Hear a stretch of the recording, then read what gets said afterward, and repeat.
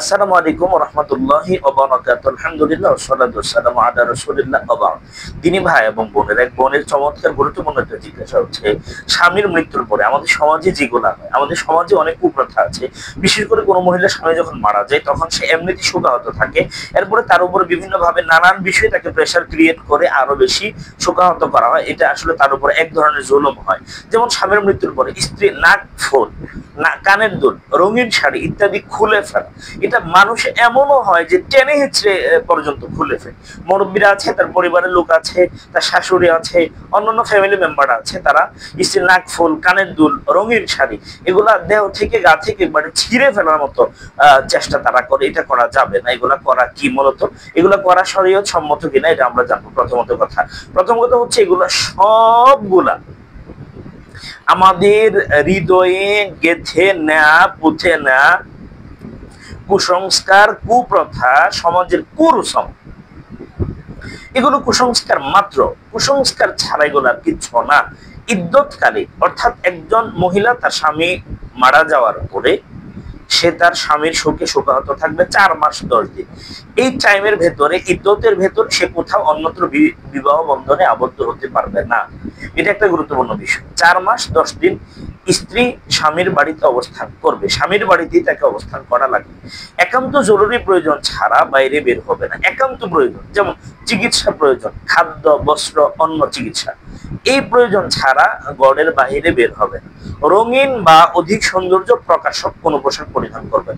অধিক সৌন্দর্য প্রকাশ করে, যেমন কানের অলংকার আদি আছে, যেগুলা নমিনাল যেগুলো সেগুলো ভিন্ন কথা। সাজসজ্জা করা, সৌন্দর্য মণ্ডিত করার জন্য চেষ্টা করা, এখন তার সৌন্দর্য দেখবে কি?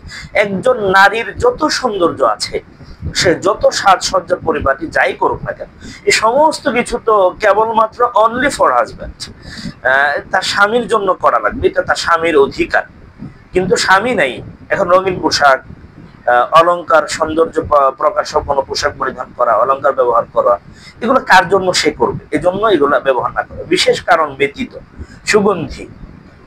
সুগন্ধি পারফিউম, সুরমা, মেহেদিও ব্যবহার করবে না। এটা হাদিসের আলোকে আমরা বলবো। স্বামীর মৃত্যুর সাথে সাথে স্ত্রীর নাকফুল, কানের দুল, পরিহিত শাড়ি খুলে রাখার রেওয়াজ বাড়াবাড়ি ছাড়া অন্য কিছু না। এটা ইসলাম বলে না, ইসলাম এমনটা বলে না। ইসলাম কারো উপরে জুলুম করে না। ইসলাম ব্যালেন্সড রিলিজন। ইসলাম ভারসাম্যপূর্ণ জীবন বিধান।